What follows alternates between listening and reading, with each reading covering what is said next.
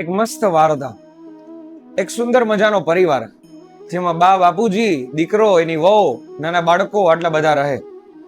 બહુ અમીર નથી પણ દિલથી ખરેખર બધા અમીર છે. હવે એમાં જે પતિ પત્ની છે, દીકરો અને એની વહુ, એ બંનેનો એક નિયમ છે કે દર 11 એ કોઈ પણ ગરીબ માણસને જમાડે અને પછી જ પોતે રાત્રે જમે. દર વખતે નિયમ ફોલો કરે અને ઘણા વર્ષો સુધી એના નિયમ પાડેલો. એક વખત એવી ઘટના બની કે શ્રાવણ મહિનો શરૂ હતો અને 11નો દિવસ.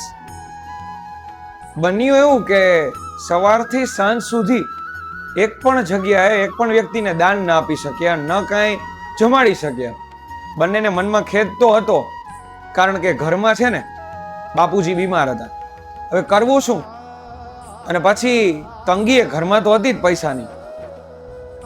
સાંજ સુધી રાહ જોઈ, બાપુજીને સારું ન થયું. પછી એને હોસ્પિટલાઇઝ કર્યા, હોસ્પિટલમાં રાખ્યા. દીકરાને એમ તો હતું કે પૈસાની વ્યવસ્થા કરવી જશે, શું કરવું? તો પણ ભગવાન ઉપર શ્રદ્ધા તો હતી જ એને. ડોક્ટરે ચિઠ્ઠી આપી કે નીચેથી દવા લઈ આવો. દવા લેવા ગયા, બધી દવા લીધી. દવા લઈને જ્યારે બહાર આવતા હતા તો એક સ્ત્રી મળી એને ત્યાં, કાખમાં 2 વર્ષનું છોકરું તેડેલી. એને કીધું કે સાહેબ, મેં જમી તો લીધું છે, બસ તમે મને છે ને થોડુંક કંઈક અનાજ કરિયાણું લઈ દો ને. કાલે મારા બાળકને છે ને સવારે મારે એને દવા પીવડાવવાની છે ને, તો રોટલી કંઈક ખવડાવીશ ને તો એને પચશે, નહીતર એને વધારે મજા નહીં રહે.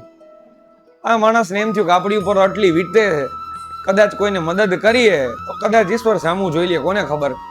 મદદ કરી, બધી વસ્તુ લઈ દીધી. ઉપર ગયો, ચિંતિત હતો કે શું થશે. હવે જે જગ્યાએ એને ડર હતો કે ભાઈ બિલ 50-60 હજાર ઉપર તો જશે જ, અને એટલા તો મારી પાસે છે નહીં, મારે કોઈ પાસે વ્યવસ્થા કરવી જોશે. એટલે ભાઈ જાણવા જાય છે કે બિલ કેટલું છે. તો જેવો જાણવા ગયો તેને ત્યાં જાણવા મળ્યું કે બિલ તો માત્ર 4000 રૂપિયાનું જ થયું છે. આ માણસ આશ્ચર્યચકિત થઈ ગયો, કેવું કઈ રીતે સંભવ બને?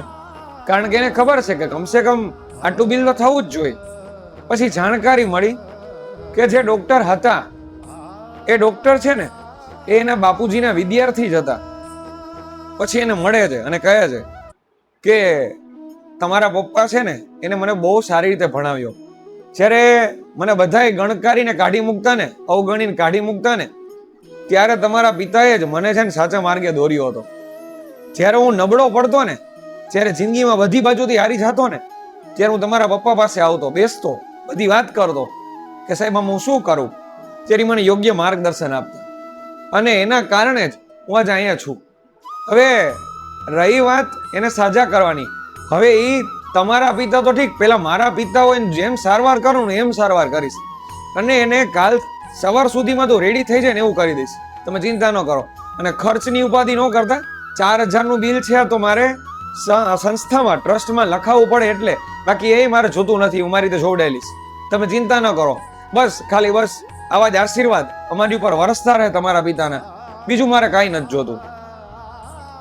દીકરો આશ્ચર્યચકિત થઈ ગયો કે જે જગ્યાએ એને બીક લાગતી હતી કહો બિલ મોટું થશે, તો એ જ જગ્યાએ 4000 એ ભરવાની ના પાડે. માન સન્માન એટલું આપે છે. બાપુજી બીજે જ દિવસે એમાંથી ડિસ્ચાર્જ થઈ ગયા, સાજા થઈ ગયા. દીકરાને ખબર હતી કે આ ખરેખર કોઈને આશીર્વાદ લાગી ગયા, નહીતર ઘરે ખાલી થઈ જાત ને માણસે રે કે નહીં કોને ખબર. પણ એક બાઈના ભૂખ્યા પેટના એ આશીર્વાદ લાગ્યા, પેટ ઠર્યું તો આશીર્વાદ લાગ્યા, તો માણસની જિંદગી ફરી ગઈ દોસ્ત. મૂળ વાત એ છે કે ઈશ્વર કોના રૂપમાં આવી અને તમારી પરીક્ષા લઈ જાય ની ખબર ન હોય. એટલે તમારી પાસે વ્યવસ્થા હોય તો કદાચ કોઈ માંગે તો 2-5 રૂપિયાની વસ્તુ આપતા શીખો.